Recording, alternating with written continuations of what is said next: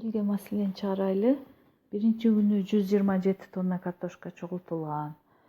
Биринчи күнү экинчи күнгө караганда 32 тоннага аз болгон картошка чогултулган. Ал эми үчүнчү күнү биринчи күнгө караганда 40 тоннага көп картошка чогултулган. Бул 3 күндүн ичинде канча картошка түшүм алынган? Маселени чыгарууда биз биринчи схемасын түзүп түшүнүп алышыбыз керек. Биринчи күнү жана экинчи, үчүнчү күнү чогултулган картошка. Биринчи күнү 127 тонна картошка чогултулган. Ал эми экинчи күнү биринчи күнү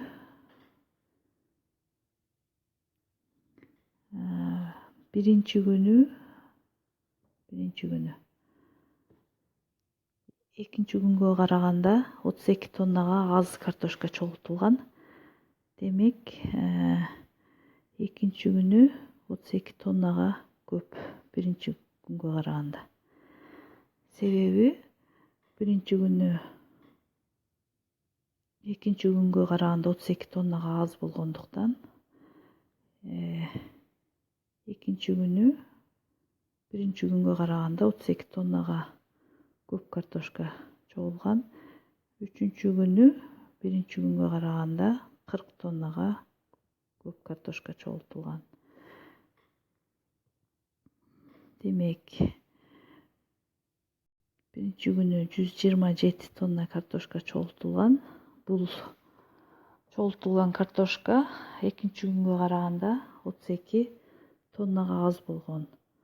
Демек, экинчи күнү 32 тоннага көп картошка чогултулган. Демек, биринчи күнгө 32 тоннаны кошобуз экинчи күнү. 7ге 2-ни кошсок 9, 2ге 3-тү кошсок 5, 159 тонна картошка чогултулган экинчи күнү. Ал эми үчүнчү күнү биринчи күнгө караганда 40 тоннага көп картошка чогултулган. 40 тоннаны кошсок 7, 6, 1. Демек, биздин боюнча биринчи, экинчи жана үчүнчү күндөрү кошкондо канча түшүм алынган? Бул 3 күндүн ичинде канча тонна картошка түшүм алынган? Демек, биринчи күнү 127 тонна кошулган.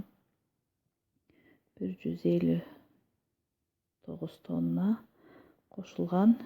Үчүнчү күндүн алынган картошка 167. Демек,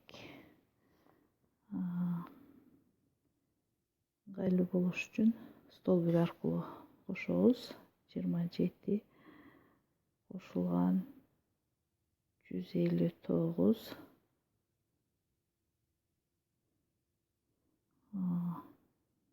167.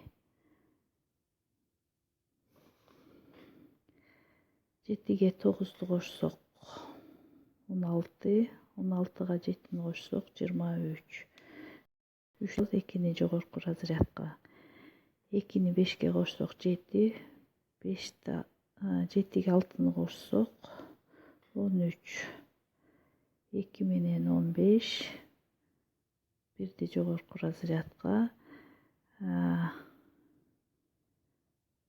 2, 3, 4. 3, 4 менен 1 менен 4. Демек, биздин жообубуз 453 тонна. Жооп 453 тонна картошка алынган.